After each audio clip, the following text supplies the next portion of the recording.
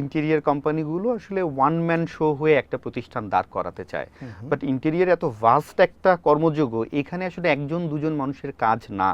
একটা প্রতিষ্ঠানকে দাঁড় করাতে হলে সেখানে আর্কিটেক্ট প্রয়োজন, সিভিল ইঞ্জিনিয়ার প্রয়োজন, ইন্টেরিয়ার ডিজাইনার প্রয়োজন, প্রজেক্ট অপারেশনস প্রয়োজন, সব কিছু নিয়ে একটা প্রতিষ্ঠান তৈরি হয়।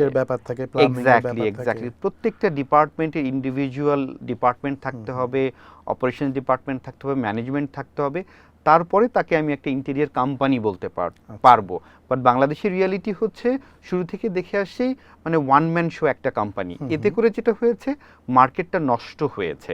মার্কেটটা ভালো হওয়ার থেকে আমাদের সমাজে ক্লায়েন্ট যারা আছে তারা আসলে প্রপার সাপোর্টটা পায়নি, বিকজ ক্লায়েন্টদের কাছে টাকাটা কোনো প্রবলেম না, প্রবলেম হচ্ছে প্রপার সার্ভিসটা, প্রপার সলিউশনটা।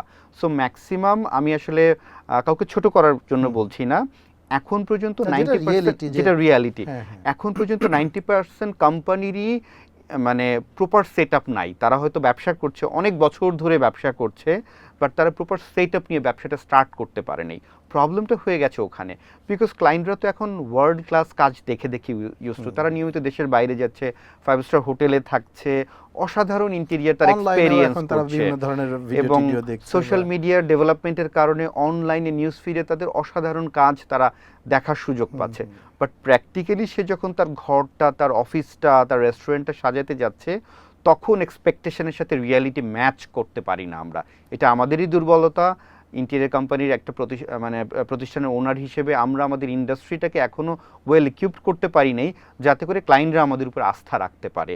তো আমি বলবো আমাদের প্রতিষ্ঠানগুলোর সবচেয়ে গুরুত্ব দেওয়া উচিত তার ফাউন্ডেশনটাকে স্ট্রং করার জন্য, তার ম্যান পাওয়ারগুলোকে স্ট্রং করার জন্য।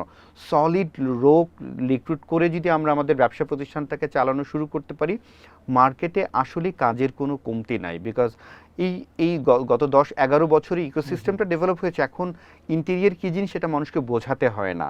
আমরা যখন 2014 সালে ইন্টেরিয়ার স্টুডিও শুরু করি, তখন আগে শেখাতে হতো ক্লায়েন্টদেরকে ইন্টেরিয়ার ডিজাইন কি, ডেকোরেশন কি, ফার্নিচারের দোকান থেকে ফার্নিচার কিনে বসায় দিলে কি প্রবলেম হয়। বাট আল্লাহর রহমতে এখন ক্লায়েন্টরা অ্যাওয়্যার, ক্লায়েন্টরা নলেজেবল, বাট প্রয়োজন তারা বুঝে যে একটা স্পেসের সঙ্গে ঠিক সেম মেজারমেন্টে ফার্নিচারটা রেডিমেড যেটা নিয়ে আসবে সেটা মিলবে কিনা, ম্যাচ করবে কিনা, এটা ফাংশনালি কিনা, এটা ইউজার ফ্রেন্ডলি হচ্ছে কিনা, এটা মানুষের প্রোডাক্টিভিটি বাড়ায় কিনা, এটা সো এই ফ্যামিলি বন্ডিং তৈরি করতে পারে কিনা, এই ব্যাপারগুলো ডিজাইন থট থেকে ড্রাইভ হয়।